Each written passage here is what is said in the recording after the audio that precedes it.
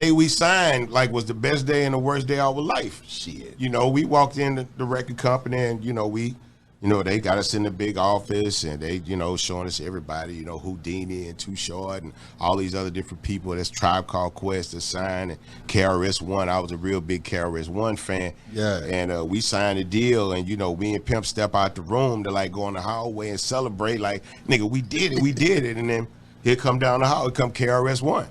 Oh, shit. We like, oh shit, what's up, Carol? Yo, we UGK, we from Texas, we rapping. Yeah. We came up here to sign. And man say, did you sign yet? I say, yeah, we just signed. Fuck. Well, man, I wish y'all brothers the best, Yeah. Damn. Like, what the hell? So I'm talking about within 2 minutes of signing the deal, we felt like, man, we might have just fucked up. And as we got to learning more and more about the contract we signed, we realized we did fuck up. And that's what the man was trying to prevent from happening. In the beginning days of Bad Boy, that's what a lot of it was for us. Like Puffy was still working at Uptown. He was still working with Jodeci. He was still working with Mary. And we hadn't solidified our deal at Uptown. And rightfully so, because he decided to leave and he took Biggie and Craig Mack and Total with him. We were like his first 3 acts. Okay, before 112. Okay. Yeah, before 112. Yeah. I think the one thing my viewers would I had Timmy Gatling from Guy who wrote all their debut albums, and then, because they wanted to steal his publishing, he got kicked out of Guy. Did you guys, when you got signed, did you know about publishing and ownership and right or credits and all that stuff? Or were you just like, wow, we're here's Puffy and dancing and stuff and just writing and gave everything away for free? What was it? You've got a manager. Did you know about all this stuff? Well, I would just have to say that, all of us, we all came from the same neighborhood. So it's not like we were, we didn't go to school. There were no music classes, or we didn't. Nobody had music degrees. So it was one of those things of the school of hard knocks that we had to learn. But you know what though, wouldn't have it no other way, because we're Mike and myself, we're quite savvy with what's going on now because of that situation. And I mean, if you ask anybody from the 90s at that era, that we all went through it, especially your first project. I mean, that's just how the 90s was built. Yeah. So don't even take it personal. But, at the end of the day, because of the things that are happening now and the rules and stuff that are happening right now, trust me, it's a blessing that 112, our music has transcended to the times where laws and rules have changed. Okay. And so when Biggie's recording his album, and were you just humming to the juicy track? Yeah, like very well. Yeah, we were just like singing, and he was like, "Yo, go put that down." So we did, and we got a little reprimanded for it because we forgot about the business piece. That's what it was. It was just hanging out. Everything was always a vibe, and that's when we learned the big lesson. Like, you don't go in and cut vocals or do anything like that without discussing your splits first. But we were like, oh, okay, but here's a gift that I'm gonna give to all future singers and stuff.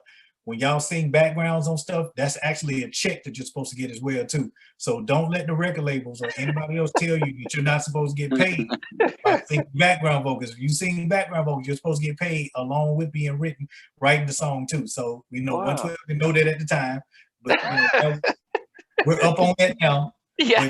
But let's just move with thought for all you future artists. Whatever, if you sing backgrounds on somebody else's song and it makes the album, like, you don't have to worry, that's all Slim. That's all Slim. He was supposed to get a check for that. You know what I mean? So that's but yo, bro, the fact that your manager reprimanded you for that, was it a good lesson you learned early on, or did it make no difference? Well, it was a good lesson.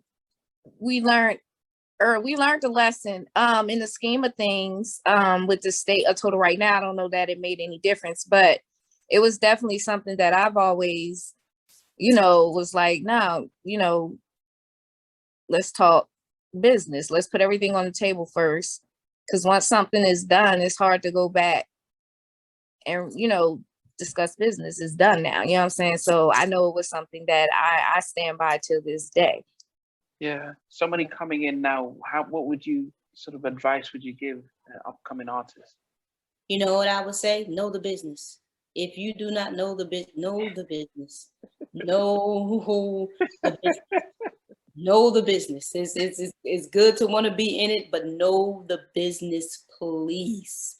And just know that everything, don't believe the hype about everything, you know, really know the business, do your homework, get on Google, find out about some things. And I would tell them, and then I want to tell them, please never, ever, ever, ever, ever, ever, ever, ever, ever give away your publishing. Don't do it. Don't do it.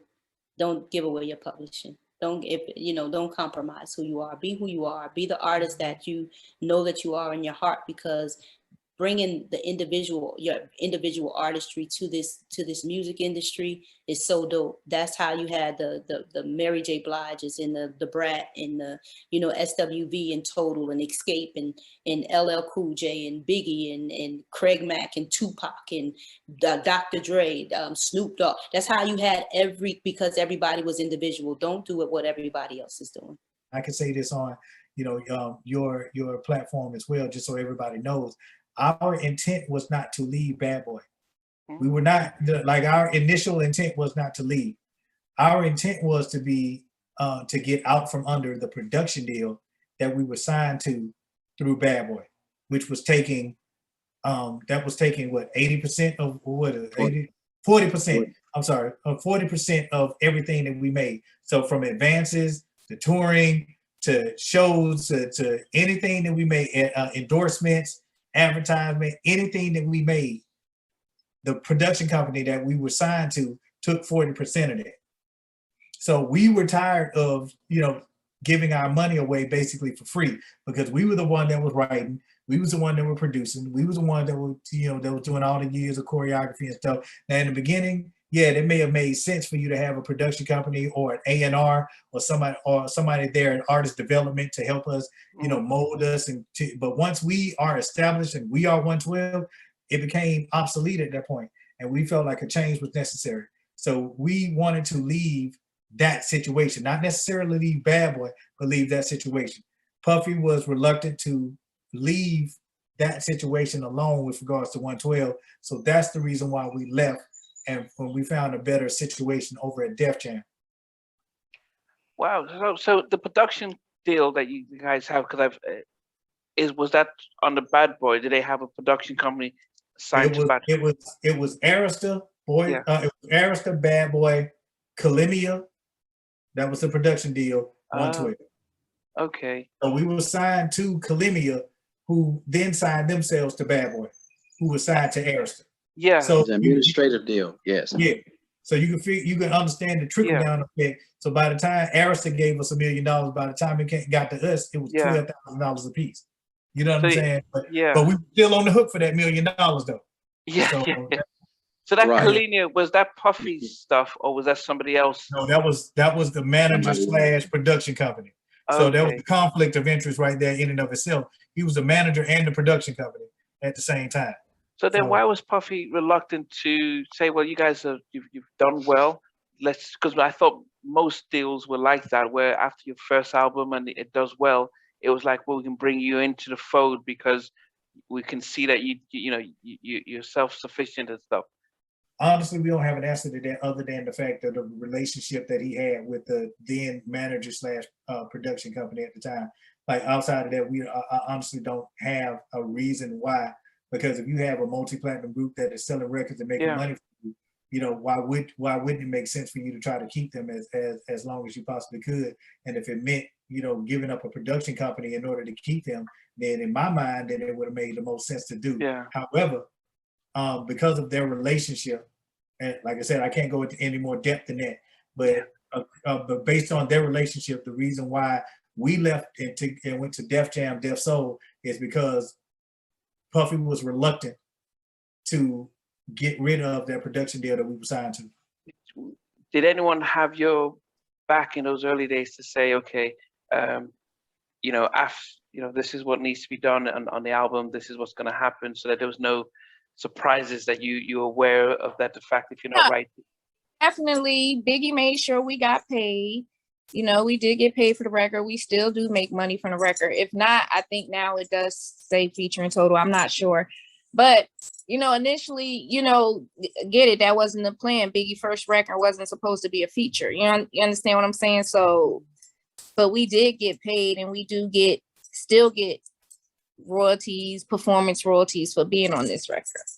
I was referring to your first album. So when you got to your album, were when you were doing your first total album, did your manager explain, okay, this is what happens, you know, how it gets split, so there's no surprises, you know, you could go platinum and there's no surprise as to how things work out? Yes, we definitely understood, you know, the story of the budgets, you know, but back then, again, artists, we had big budgets and we spent big money on videos, wardrobe, artist development. So you very seldom recoup. So we knew, you know, exactly that, you know, we want to get car service every day. That's coming out of our budget. We have to pay that. You know, like a lot of artists back then really only seeing money from touring. Did you, when you saw how Def Jam worked, being a massive label as it was, did you then think, wow, this is still better than the situation we had before? Or did you think, oh man, if we were back at Bad Boy, we probably would have gone those singles out and stuff? Financially, it was a better situation. You know what I mean? It was definitely a better. Never would have made that money. No, we'd have never made that money. At Bad Boy, we would have never made that kind of money. You know? Typical record deal is structured something like this. The record label gives in advance, say $250,000 to the artist to record an album. The artist then records the album.